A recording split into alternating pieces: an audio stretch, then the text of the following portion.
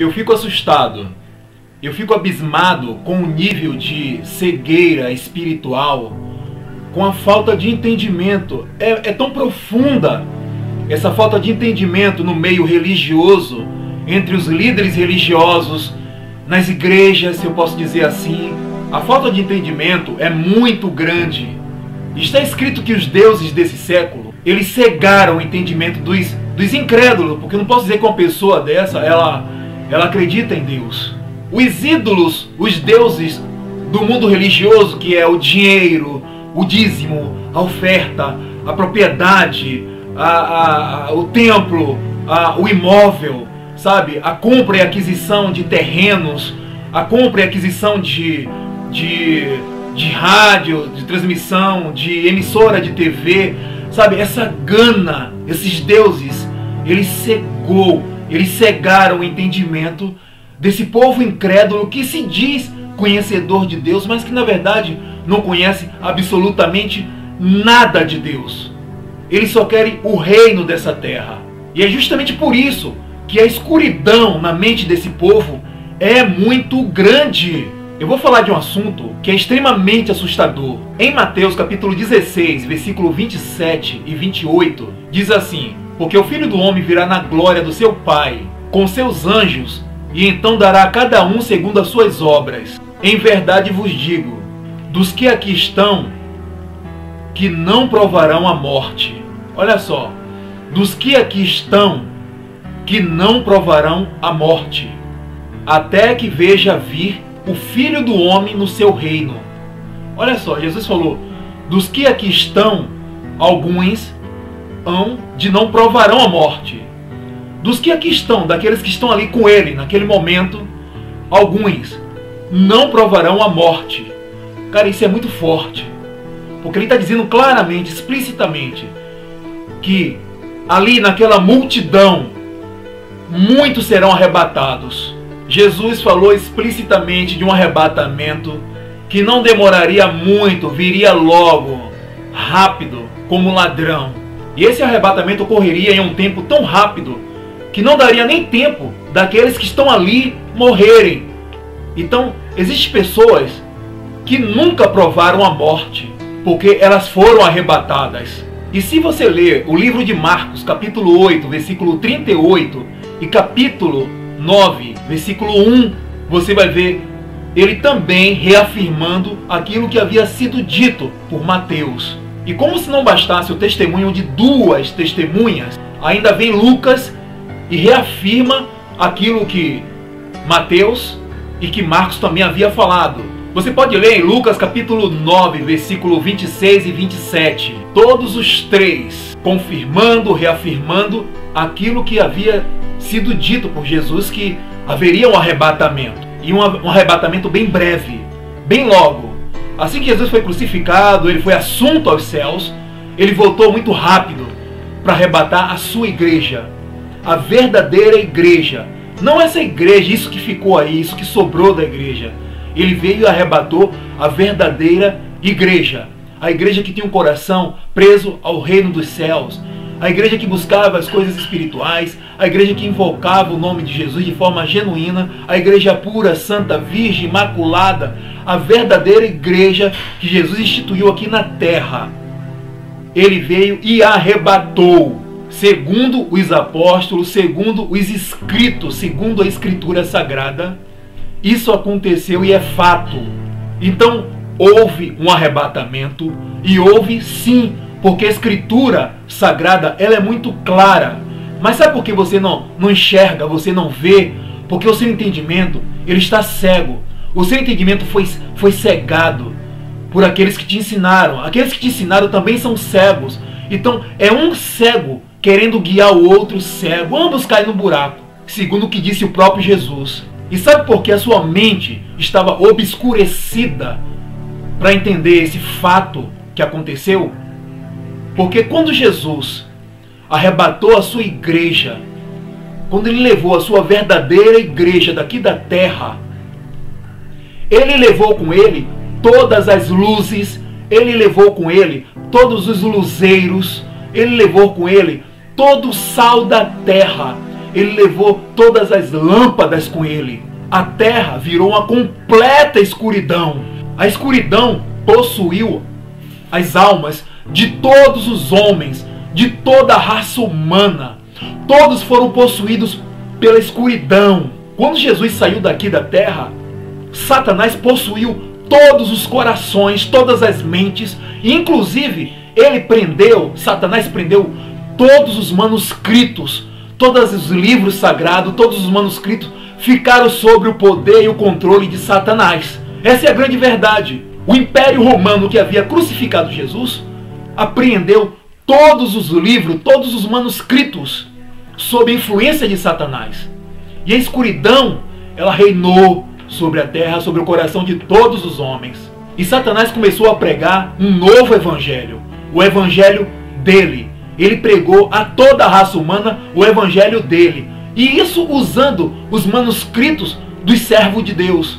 Ele usou a Bíblia Sagrada, ele usou os manuscritos, ele usou aquilo que Paulo escreveu, ele usou aquilo que todos os apóstolos escreveram. E no final das contas, aqui na terra só sobrou escuridão e religião. Uma religião seca, vazia e tendente a cegar a mente das pessoas. E é justamente por isso que a Igreja Católica, ela matava em nome da religião.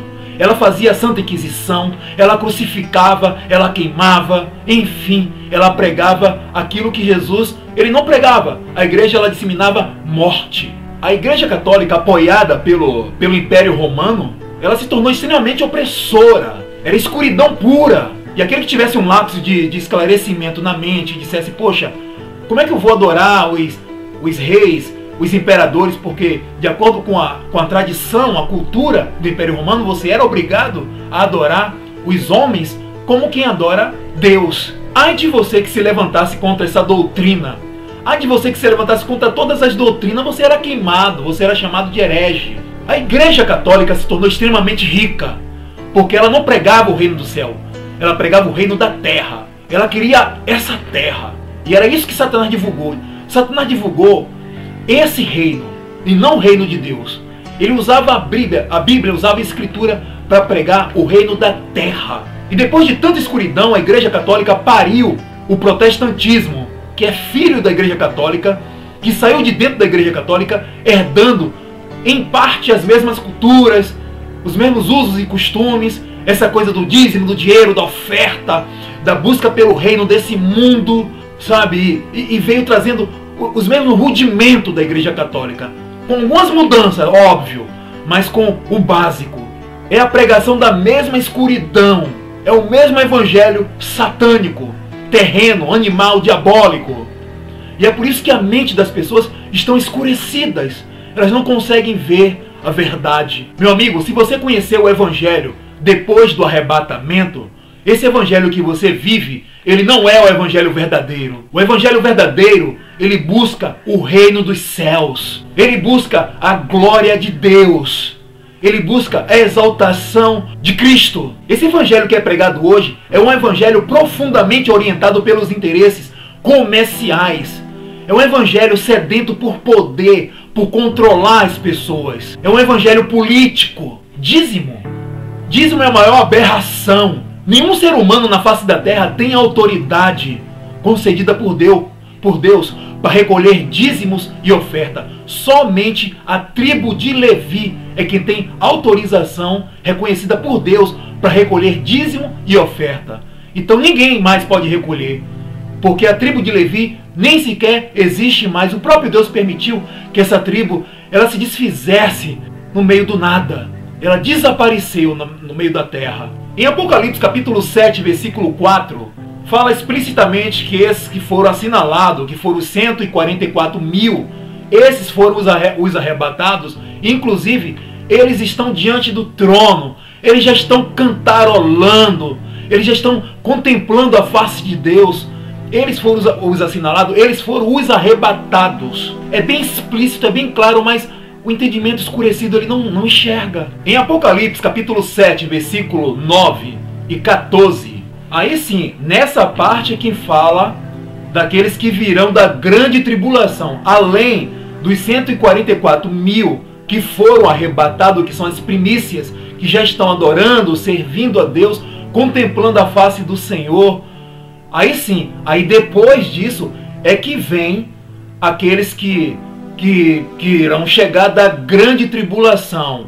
Aí sim, é de todos os povos, de todas as línguas, de todas as nações, de todas as etnias, de todos os lugares do mundo. Esses sim, eles virão da grande tribulação. É o que diz aí nesse versículo bem claro. Então, meu amigo, não existe duas chances, como o Satanás anda pregando por aí, para poder trazer para você uma sensação de conforto. Porque se você não for na primeira chamada do arrebatamento, você tem ainda uma segunda chance. É mentira. Você não tem duas chances. Você só tem uma chance só.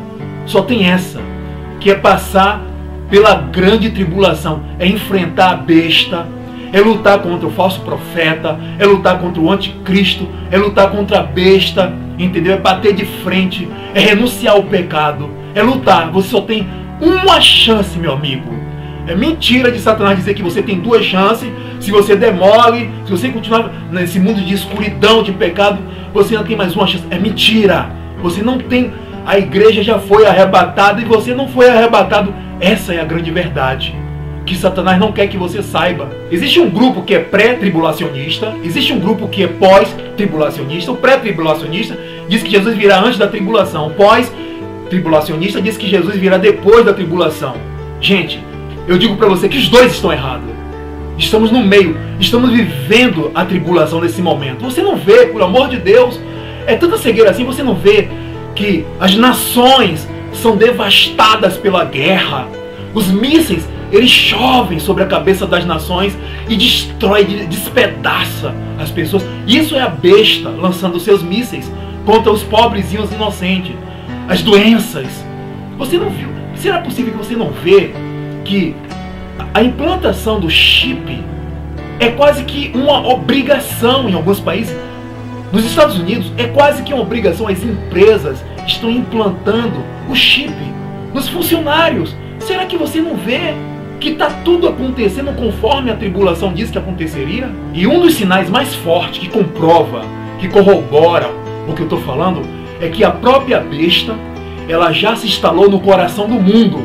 A besta do Apocalipse, junto com o falso profeta, junto com o anticristo, eles se instalaram em Jerusalém.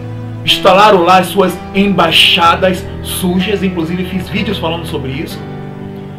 E o anticristo, ele já disse que ele vai levantar o templo de Jerusalém junto com Israel. Não existe aberração pior. Não existe aberração pior na face da terra do que a construção do templo de Jerusalém.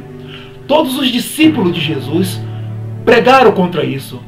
Todas as vezes que alguém queria ressuscitar as leis de Moisés, voltar às leis de Moisés, voltar à prática das leis de Moisés, anulando o sacrifício da cruz, os discípulos de Jesus lutaram muito contra isso, para que não fizessem isso, porque levantar o templo de Jerusalém é pisar na cruz, é pisar no sacrifício, é pisar na graça, é pisar no sangue. Qualquer ser que planeje, que projete levantar o templo de Jerusalém, ele está sendo usado por Satanás, pelo espírito do anticristo. Não existe abominação pior na face da terra do que um ser humano querer construir, reconstruir o templo de Jerusalém. No templo de Jerusalém será sacrificado animais. E a mensagem que é divulgada, espalhada para o mundo, é que o que purifica você, o que lava, o que redime você de todos os seus pecados, é o sangue dos animais que estão sendo sacrificados ali dentro do templo, e não o sangue de Jesus. Essa é a mensagem que o templo divulga para o mundo.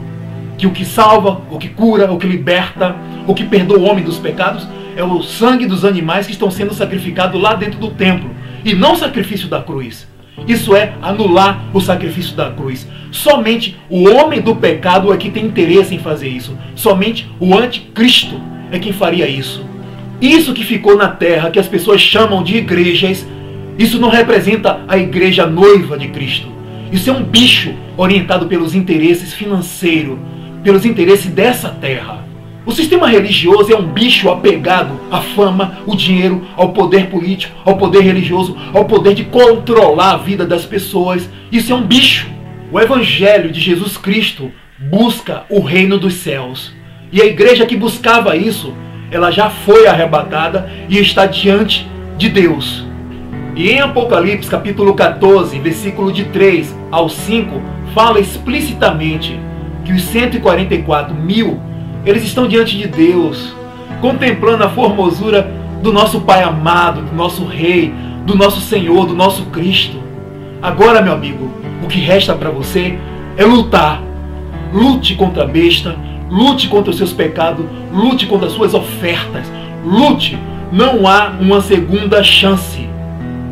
Satanás quer que você fique cego, para que você seja lançado no lago de fogo junto com ele, porque isso é o que ele está predestinado, e ele quer levar com ele o máximo que ele puder, porque essa é uma forma de ferir a Deus. Satanás quer todos os homens com ele, no inferno também. Lute, só resta agora lutar e vencer.